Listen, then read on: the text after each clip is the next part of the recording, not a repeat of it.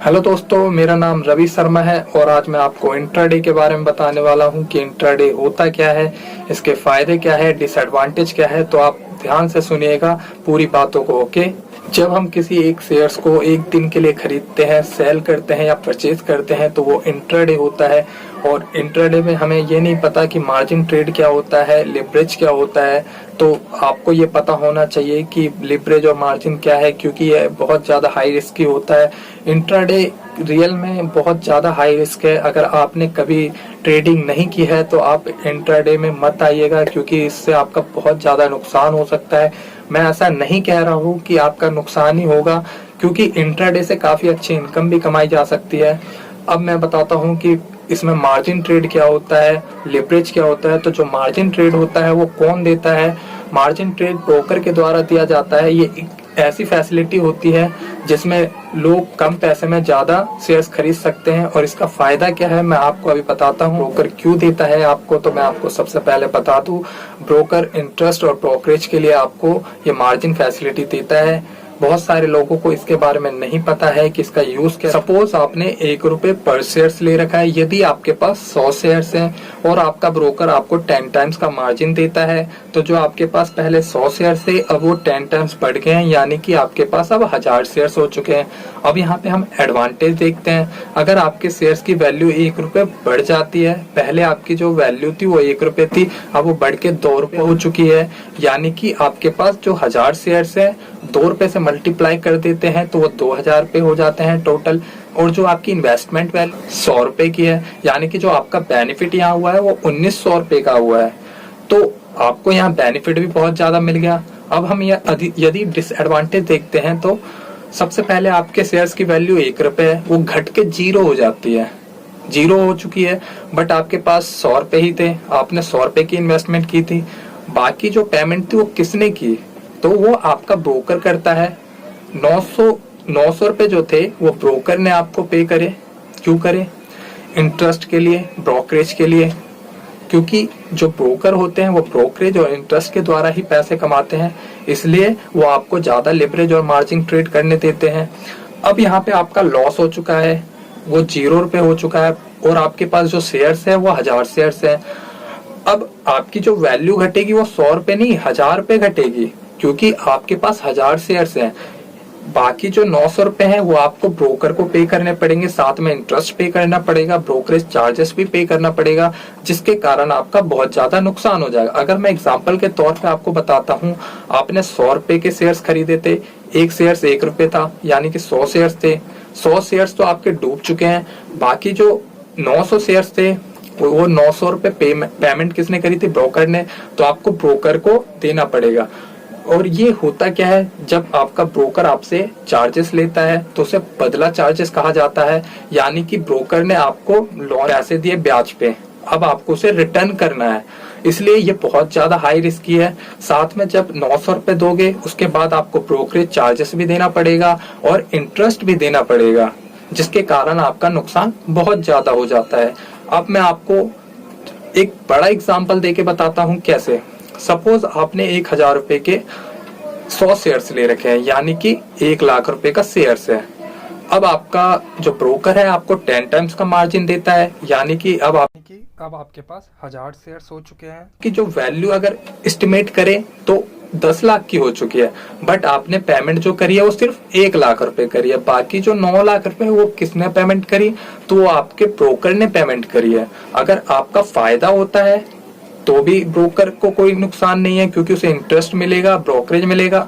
अगर आपका नुकसान होता है फिर भी ब्रोकर का नुकसान नहीं होता, क्योंकि उसे ब्रोकरेज और इंटरेस्ट मिलेगा।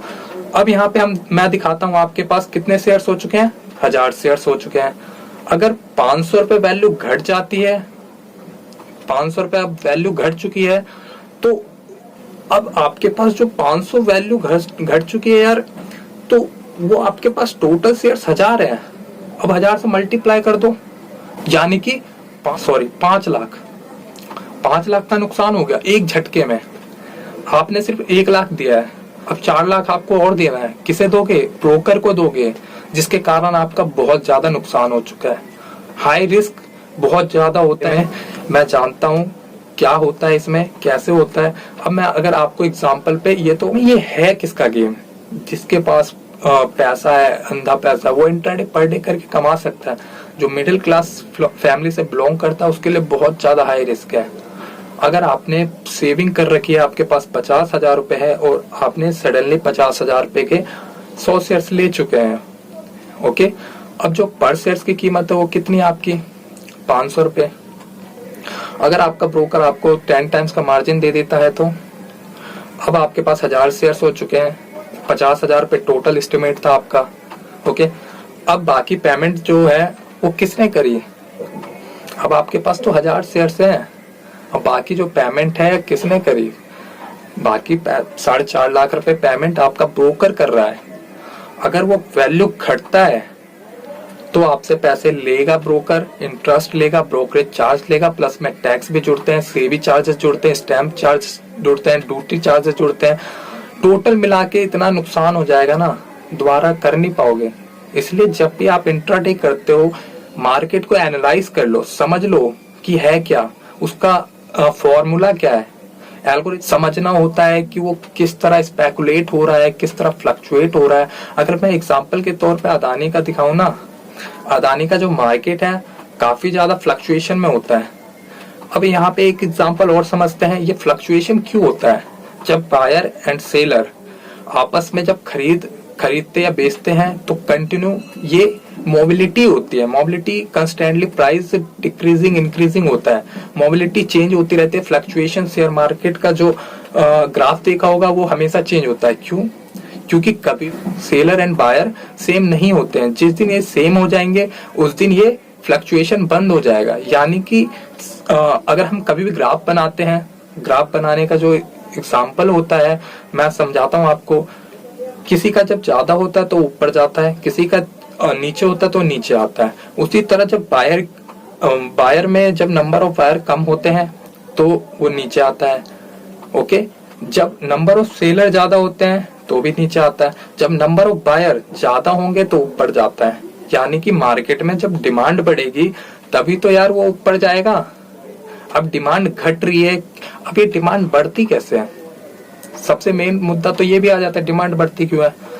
अब आपने कोई सा भी एक सिंपल से लैपटॉप बनाया, मान लो हम एग्जांपल लेते हैं डेल का। अब डेल से अच्छा लैपटॉप कौन सा है, एप्पल। अब हम जानते हैं अगर एप्पल का रेट सस्ता कर दिया जाए तो उसकी डिमांड बहुत ज्यादा हाई हो जाएगी, उसका मार्केट बहुत ज्यादा हाई चला जाएगा, ओके। अगर मैं डेल की प्राइस को ज्यादा कर दूं तो मैं एप्पल खरीदना पसंद करूंगा कि नहीं करूंगा, एप्पल खरीदूंगा ना, क्योंकि उसकी वैल्यू अच्छी है, प्लस में उसकी सर्विसेज अच्छी है। तो यहाँ हम सर्विस भी देख रहे हैं, ठीक है, प्राइस भी देख रहे हैं और डिमांड भी देख रहे हैं, ठीक है, और सप्लाई भी देख रहे हैं। सप्लाई कब बढ़ती है, जब मार्केट में डिमांड बढ़ रही हो। अब डिमांड कब बढ़ती है, जब सर्विस अच्छी हो, फैसिलिटी अच्छी हो, लीस्ट प्राइस पे हो, एलिजिबल प्राइस हो सभी के लिए, तब जाके डिमांड बढ़ती है। यहाँ पे हम क्या समझ रहे हैं कि जो डिमांड है वो सर्विस पे है, फैसिलिटी पे है, एलिजिबिलिटी पे है, ओके।